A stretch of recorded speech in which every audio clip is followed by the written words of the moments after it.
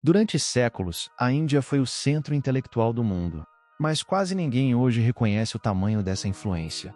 Naquele tempo, o conhecimento florescia, as cidades cresciam, a ciência avançava. Mas, do lado de fora, o mundo pouco percebia o que estava em jogo. Quando finalmente acordaram para a potência indiana, o período de ouro já havia amornado nas sombras da história. Para entender como a Índia antiga construiu uma das maiores eras de ouro da humanidade, e por que esse legado foi, em parte, esquecido, precisamos retornar a um império que mudou tudo. Imagine o século III a.C. O subcontinente indiano era um mosaico de reinos rivais, fragmentado por conflitos constantes. Após a morte de Alexandre o Grande, em 323 a.C., o equilíbrio político mudou. Surge então o Império Maurya, sob o comando de Chandragupta Maurya, unificando grande parte do norte. Mas a morte do lendário imperador Ashoka, por volta de 232 a.C., trouxe instabilidade. Séculos de disputas, onde o comércio resistia e o saber sobrevivia, mas faltava a unidade política duradoura. E foi nesse vazio de poder que algo novo começou a se formar. No ano 320 d.T., em Magadha, atual Bihar, um governante assumiu o poder, Chandragupta Muni, sem recorrer à pura força. Seu método: alianças, casamentos políticos, diplomacia. Assim, nasceu o Império Gupta. Diante do dilema entre expansão militar ou consolidação interna, os Guptas fazem uma escolha rara para a época. Investem em educação, ciência, infraestrutura e tolerância religiosa. Essa decisão mudaria a Índia. Por algumas gerações, parecia funcionar perfeitamente. Do século IV ao VI, temos o auge Gupta, a Era de Ouro.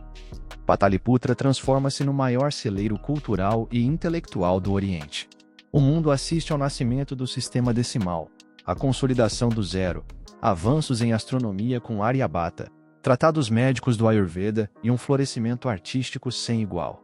Os templos de Ajanta sobreviveram como prova. Porém, havia um risco invisível. O império dependia do frágil equilíbrio interno, relegando a defesa externa. A partir do século V, invasões dos hunos heftalitas rompem fronteiras, drenam recursos, fragmentam a unidade. E quando os Guptas percebem o tamanho da ameaça, já é tarde. Por volta de 550 d.T., o Império Gupta deixa de existir. Politicamente, a Índia retorna à fragmentação. Culturalmente, porém, nada volta ao ponto zero. O sistema numérico indiano é transmitido ao mundo islâmico e depois à Europa medieval. Textos científicos influenciam matemáticos árabes. Ideias filosóficas do hinduísmo e budismo atravessam a Ásia. O que começou como busca de estabilidade se converte em impacto civilizacional global. Mas persiste a pergunta: por que tanto avanço cultural não garantiu continuidade política duradoura? A Era de Ouro da Índia Antiga gerou conhecimento, ciência, arte, mas não proteção eterna. Forjou bases intelectuais que moldaram o mundo, mas não impediu o colapso do poder. E talvez a pergunta mais incômoda seja esta: o progresso cultural é suficiente para sustentar uma civilização? Ou precisa, necessariamente, de força política para sobreviver? Na sua opinião, a Índia Gupta caiu por fatores externos ou por escolhas internas? Comenta aqui embaixo. Aqui no canal Professor Atos, a gente discute história sem simplificar.